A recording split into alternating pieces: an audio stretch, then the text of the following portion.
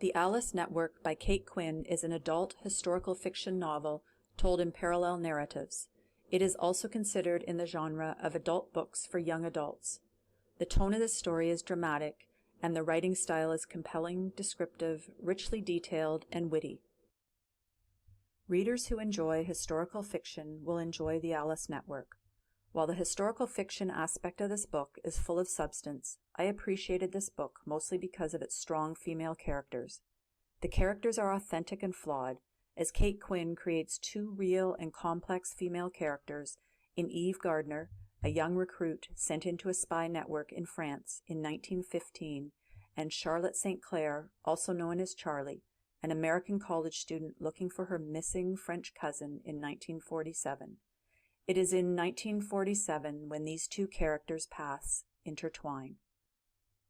As this story alternates between 1915 during World War I and 1947 after the end of World War II, the dual chronologies successfully go back and forth between the time periods. There is enough detail to put the reader right into the setting by providing a good sense of history and an immersive experience. I also enjoy when historical fiction gives me a different perspective on the time period. The Alice Network did just that, by portraying the contributions and sacrifices a group of women made during World War I. The author does a good job of blending real-life people and events with fictional characters. Although Eve is fictitious, the Alice Network actually existed and was among the most successful rings of Allied spies during World War I. Eve answered to a real-life heroine named Louise de Bécquenez, a historical figure who became known as the Queen of Spies. Kate Quinn does an amazing job in using her story. The Alice Network was the spy ring that de Bécquenez led and became known as such because her alias was Alice Dubois.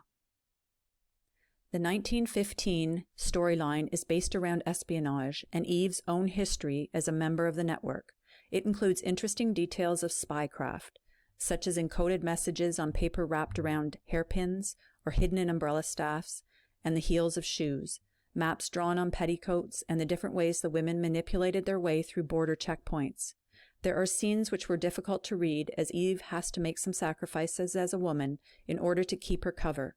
However, for the most part, this was outweighed by Eve's wins and successes in infiltrating the enemy as a result of her cleverness and being underestimated simply because she was a woman. The 1947 storyline is about a road trip through post-war France, where Charlotte and Eve are searching for Charlotte's cousin Rose. The effects, both mentally and physically, that the war took on these women is well portrayed. During their search for answers, their trip becomes a journey of discovery where the two women learn to love, respect, and support each other. There is a romance, but it is not central to the plot. The meat of this novel is about strong, brave, and resilient female characters and the relationships between them. There is an afterword with suggested further readings and notes from the author, which include details about the history of the spy network. Some situations in the book I thought seemed to be a little unbelievable. However, when I looked up the historical details, these aspects are based mostly on true events, so truth is sometimes stranger than fiction. This book is an award-winning novel and earned an average of between 4 and 5 stars by reviewers. One reviewer wrote, "A compelling blend of historical fiction, mystery, and women's fiction. Quinn's complex story and engaging characters have something to offer just about everyone." A few read-alikes to note are The Nightingale by Kristen Hanna, Jack Dawes by Ken Follett, All the Ways We Said Goodbye by Beatrice Williams, and Transcription by Kate Atkinson. If you like historical fiction, this book will appeal to you. If not, I still think you will enjoy it, as it reads just as much as a suspense novel with a bit of romance as it does an historical one.